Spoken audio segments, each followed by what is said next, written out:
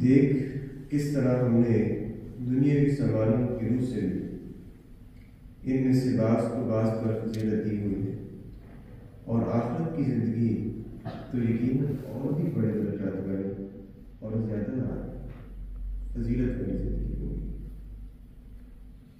اس آیت کی تفسیر کرتے ہوئے حضرت مسلم اور رضی اللہ تعالیٰ عنہ میں آیت فرماتے ہیں، اکبر درجات و اکبر تفضیلا، فرمایا آخرت تو درجات اور فضیلت دینے میں بہت بڑی۔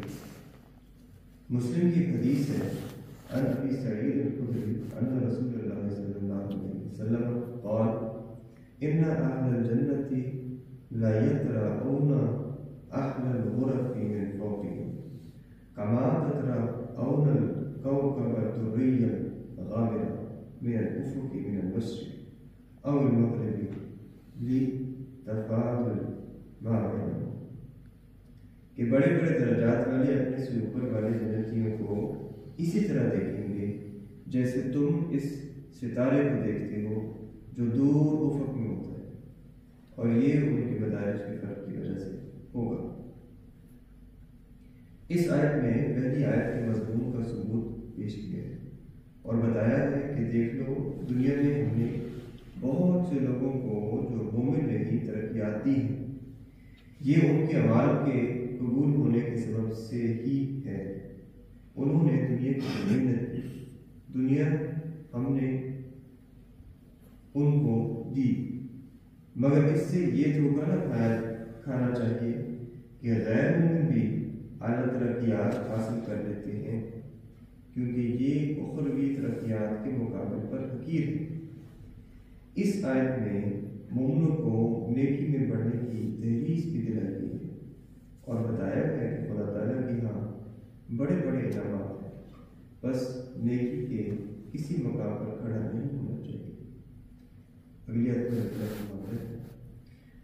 لا تجعل مع اللہ الہا آخر فتقعد مذموما مخذولا، بس اللہ تعالیٰ کے ساتھ کوئی دوسرا معبود نہ بنائیو ورنہ تو مذموم ہو کر اور نصرت الہی سے محروم ہو کر بیٹھ جائے گا۔ حضور فرماتے ہیں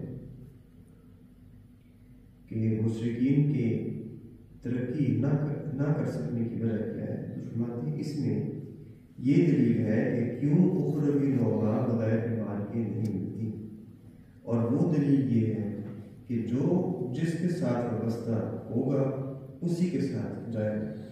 بس جو خدا تعالیٰ کے ساتھ وابستہ ہے وہ تو اللہ تعالیٰ کے ساتھ آگے آگے بڑھتے جائیں گے، لیکن جو اللہ تعالیٰ سے وابستہ نہیں بلکہ جھوٹے معبودوں کے ساتھ وابستہ ہے وہ وہیں بیٹھے رہیں گے جہاں ان کے معبود ہیں۔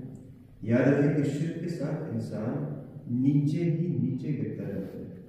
دنیا کی تاریخ میں کوئی قوم ایسی نہ ملے گی جو شرک کو اختیار کر کے ترقی کر گئی ہو۔ مشرک قوم جب ترقی کرے گی اپنے مذہب سے بیگانہ ہو کر ترقی کرے گی، اس کے اصول پر چلتے ہوئے کبھی ترقی نہ کرے گی۔ اللہ صلی اللہ علیہ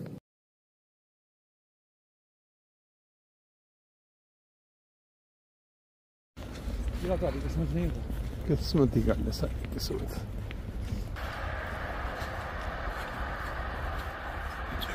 اپنی روٹین